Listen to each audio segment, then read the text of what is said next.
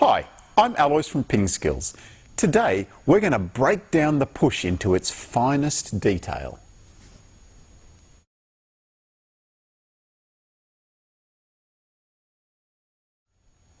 The push is often used on the return of serve and in the rally as a defensive stroke to keep your opponent away from the attack. So let's look at the technique for playing a push. So here, Jeff is playing the backhand push. You can see that it's a very small stroke. Jeff's bat is facing upwards so that he can slide underneath the ball and get some backspin on his push.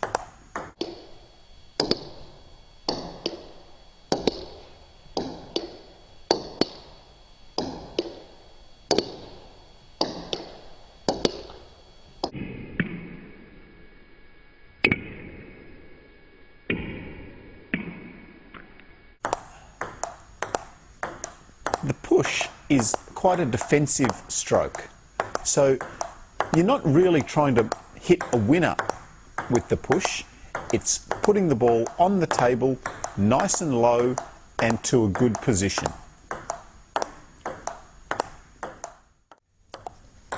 As the push gets shorter, the stroke becomes smaller until you're almost just using your fingers and your wrist to push the ball over the net. To generate more spin, you can start to open up the bat so that you're really coming underneath the bottom of the ball there. You can also start to use more wrist to get more spin on the ball. This takes a lot of practice and very good touch. So you want to keep the ball low because it's going to make it harder for them to attack.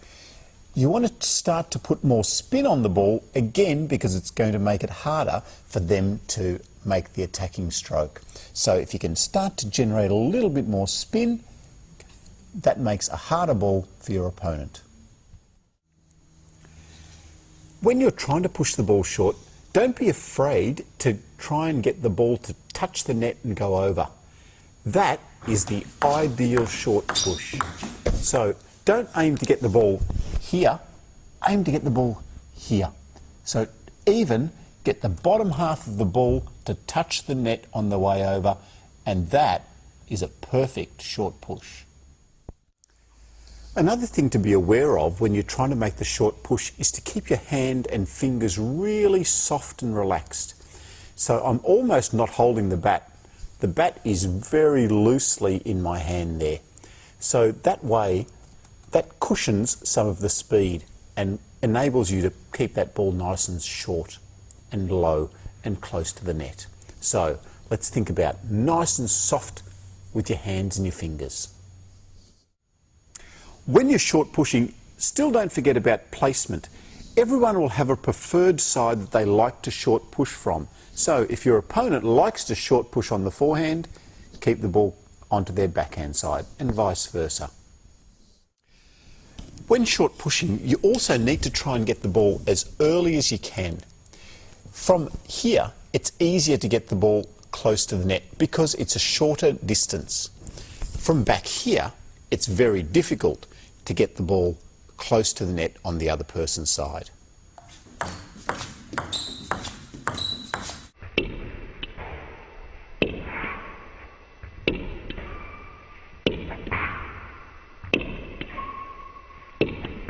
So our in and out movement is important.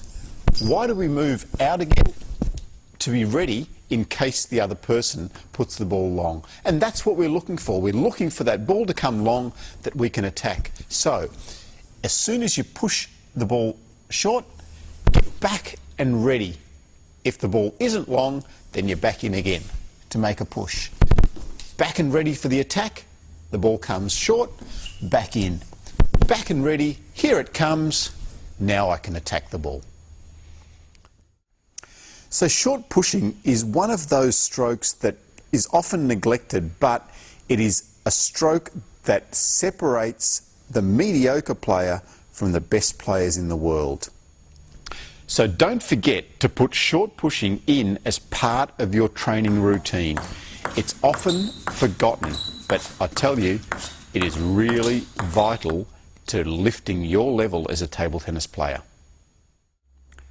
Once you've developed your push, your match strategy is to keep your push as low and as short as you can to keep your opponent away from the attack.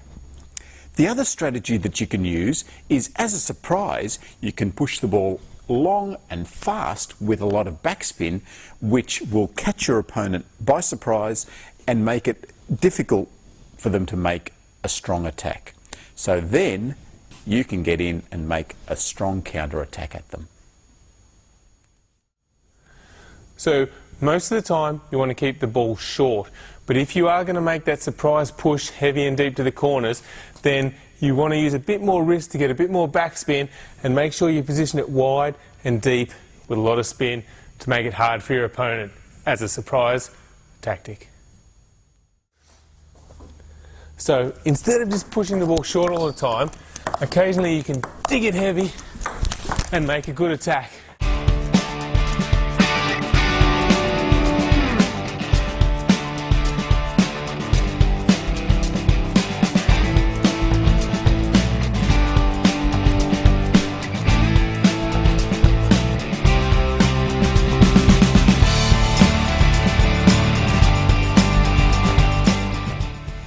So as a surprise tactic, instead of just pushing short all the time, you can dig the ball deep.